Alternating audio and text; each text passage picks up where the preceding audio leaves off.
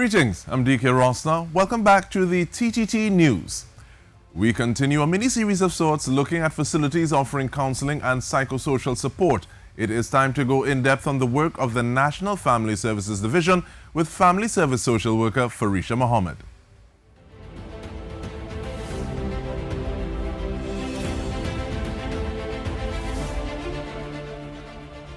Welcome, Ms. Mohammed. How are you?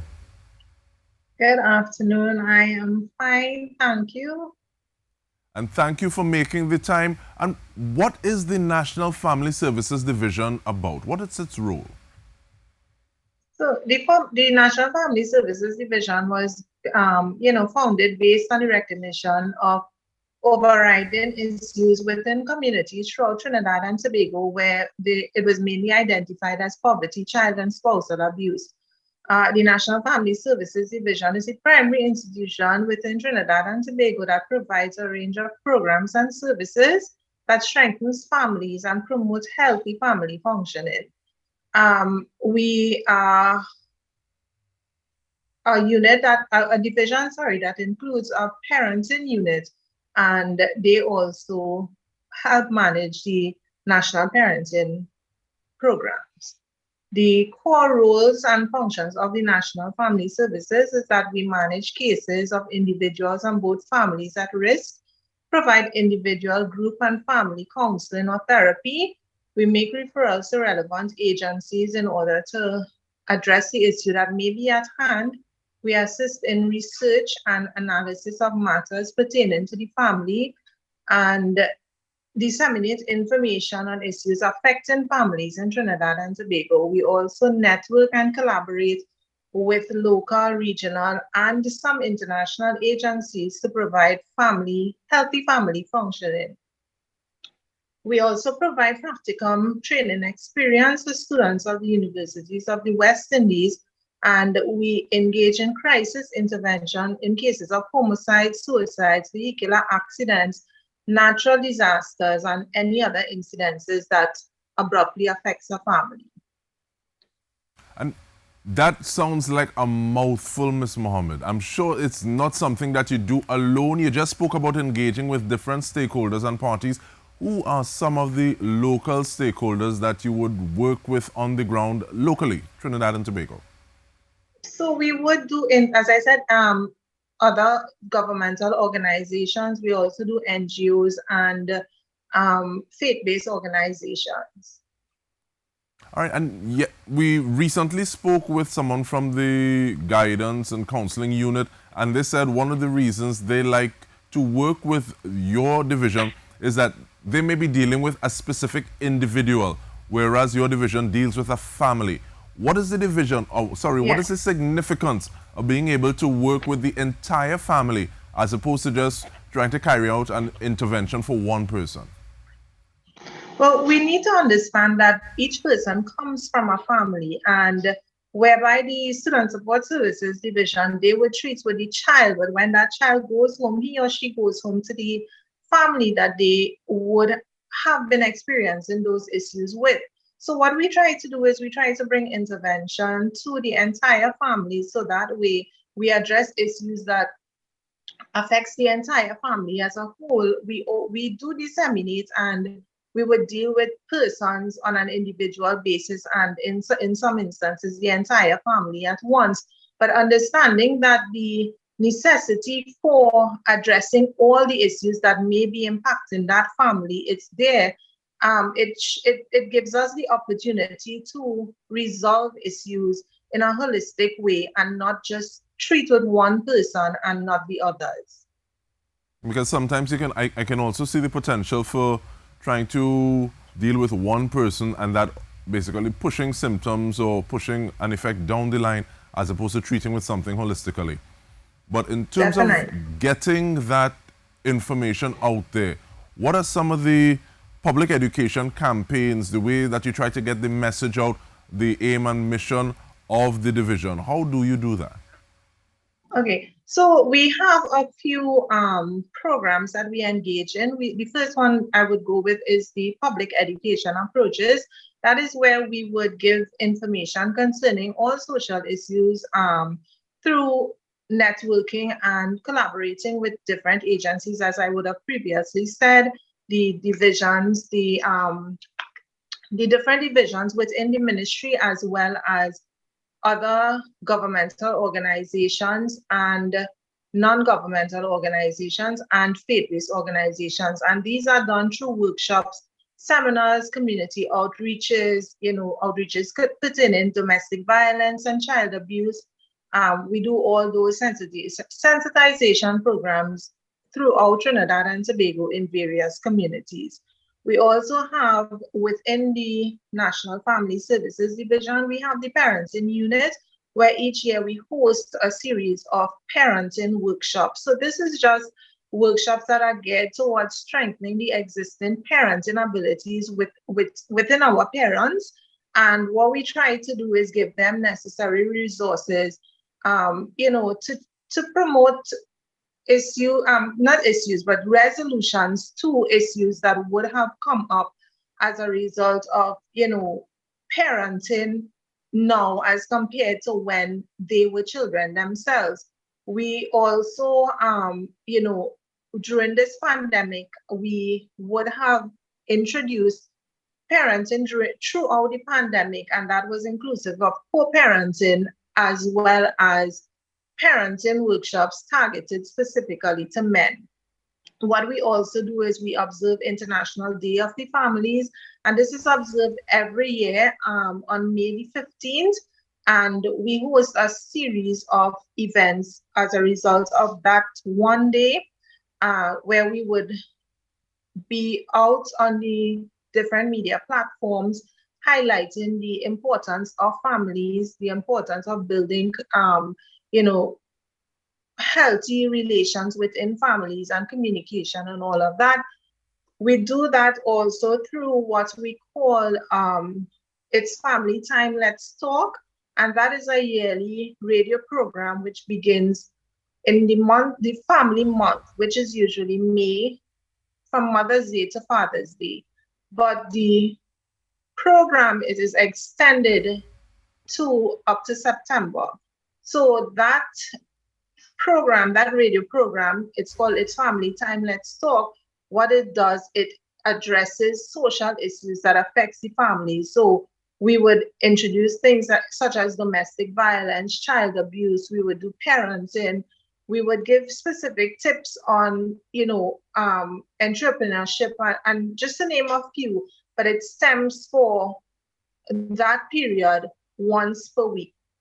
We also introduced the grandparenting program, which was, launched on the 13th of April, 2021. And that basically was a program that it served to promote and provide support to grandparents who are parenting children in the absence of those children's biological parents. The grandparents would access training specifically designed for specific needs of grandparents, counseling service, as well as support groups. And there are two things that I want to ask on the other side of the break, Ms. Mohammed.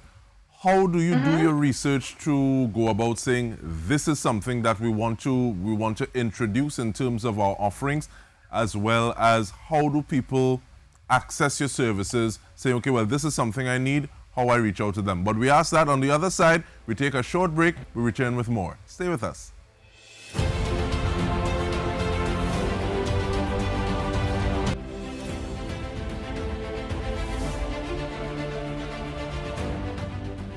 Welcome back to the program. We are going in depth on the work of the National Family Services Division with family service social worker Farisha Mohammed.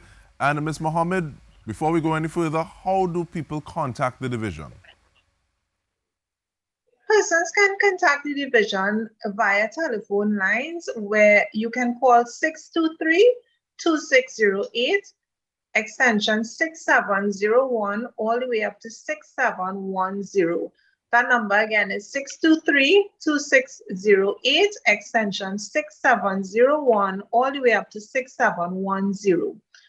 The persons can also access services by walking into the offices. Our offices are located in Point Fortin, Pinal, San Fernando, Princestown, Rio Claro, Cuba, Chaguanas, Tunapuna, and the Port of Spain. However, if you use the telephone lines, what happens is that your concern will be forwarded to an officer who is in the jurisdiction from which you are calling, and that person contacts you, I would say within a week, and you would be given an appointment, and you can go into the office and see that officer. No, I'm not asking you a question that you need to answer now, Ms. Mohammed, but I'll get licks if I don't say what's going on with Tobago. So possibly, we just planting that seed. And also, I asked before we went to the break, how do you decide, or what kind of research do you put in to say, okay, we need to include this offering in terms of what we're doing? We need to put out something for co-parenting. We need to put out something for grandparents. How do you do that research to decide, okay, well, this is something else that we need to offer to increase capacity? Okay, so additional to the persons who would walk in or refer themselves, we have referrals coming in from external agencies, which is inclusive of the ports, the Trinidad and Tobago Police Station, internal divisions, and other ministries that we work closely with. Based on those collaboration that we would have with those external agencies and internal units or divisions, we would base what programs we would develop in order to meet the need that is beforehand. So definitely the research comes in from the different referrals that we would receive from these persons, as well as self-referrals, as well as things that would be requested of us from other agencies that we collaborate with. What kind of feedback have you been having during the pandemic, Ms. Mohammed? Because you spoke about grandparents, you spoke about co-parents, and these are things that we hear being really brought into the spotlight during this pandemic, how it is we treat with each other in these spaces that we have to be confined to a little more. Okay, so could you clarify on what exactly you would like out of that question? No problem. Do you find people trying to avail themselves of your services more? Do you find people reaching out to the family service division more? Okay, so definitely we would have seen, more calls because persons were literally locked at home for a very long period of time, where the country was on a down low, various places of employment, places where persons would usually go to debrief or de-stress. Those places were closed. So the issues that were faced within homes, it would have escalated, and the persons would have reached out to us for us to bring some sort of assistance. And that was done remotely to a point where we would have changed the way in which we operate, and we would have been facilitating persons by doing Zoom sessions or team sessions. We would have been calling persons over the phone, and we would have been speaking to them via that means, because they were, for some reason or the other, unable to come to the office. And at one point, we weren't seeing persons at the office, but we were seeing persons virtually. And is that something you can see going forward into the long term? How else has that changed the output, the way that the division works? It has changed because, one of the things that we are, our functions and the way in which a social worker would build a relation with a client, the way in which that happens, it's that, persons feel comfortable coming in face to face, and it has changed. But however, it wouldn't be only our services that would have changed, but the services across, the entire country would have changed from, doing things one-on-one to being virtual. So it would have changed, but it became easier because persons began adapting. We would have, begun to adapt as well. so that our services, it was consistent. Even though there were changes in it, it was consistent, and we were able to reach persons in those means. So we facilitated, because there were persons who weren't having access to the internet, and those were the persons that we would get on the phone line, and we would stay with them as long as they needed that assistance, as long as they would, need us to be on that line with them. So that way we would bring some sort of relief and give them that hope that, this could be fixed, this issue could be sorted out. There's hope, And even though you say that you're working with it and you're seeing some of those things happening in a positive way, are there some challenges? Because I can imagine there would be things that when you go to someone, you see where they are, how they are living, the condition of the space, how people treat with each other without even saying anything. There may be some cues that help you do your job as a social worker a little better. Doing it remotely may remove some of those cues. Well, this is my perception. Are there some of those challenges that you'll have to work with now? So there would be, because as I said before, some persons may not have access to the internet. So, you have to rely on what they are saying to you over the phones. You're not able to assess the situation as you would have been able to when it was face-to-face, or you could have done a home visit or something like that. But, it's working around situations and bringing that, sort of relief to the clients themselves, because we want to actually, get around the issues and not focus too much on what were the negatives, but try to focus on the positives with the clients. So yes, there were, a little bit of roadblocks with regard to that. Like, as I said, the persons may not have had the internet access or whatever, but we needed to work around those things to actually address the issue. So we didn't want to focus so much on what could not have been met, but we wanted to focus on what were being met. And in terms of meeting those needs, in spite of any challenges, focusing on the positive, speak to the person, Ms. Mohammed, who's wondering, should I actually reach out to the National Family Services Division? I'm wondering if I should do that. What would you tell that person? So I would tell that person that yes, you should, because we love to say no man is an island, and definitely no man is an island.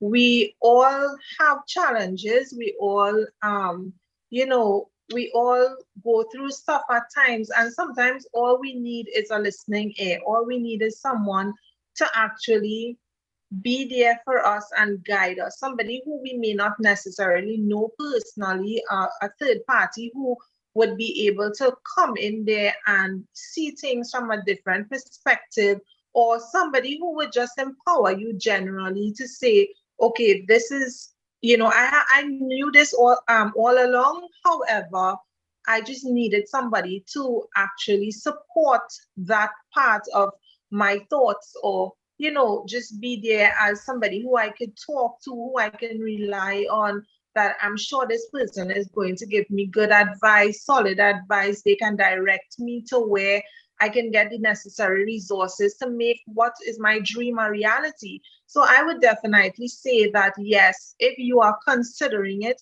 you should reach out to us. You should call us and, allow us to help you, help yourself, as well as suicide and depression is really, really, something that is there, is out there. And so many times we overlook persons who are feeling depressed and suicidal. And there's a very thin line between life and death. So and on that thin line, we're very grateful that you were able to make the time, and we're grateful to the work that you and the rest of the division are doing. Farisha Mohammed, Family Service Social Worker, and on behalf of the entire TTT News team, thank you for joining In Depth with me, Dike Rostant. Have a good one.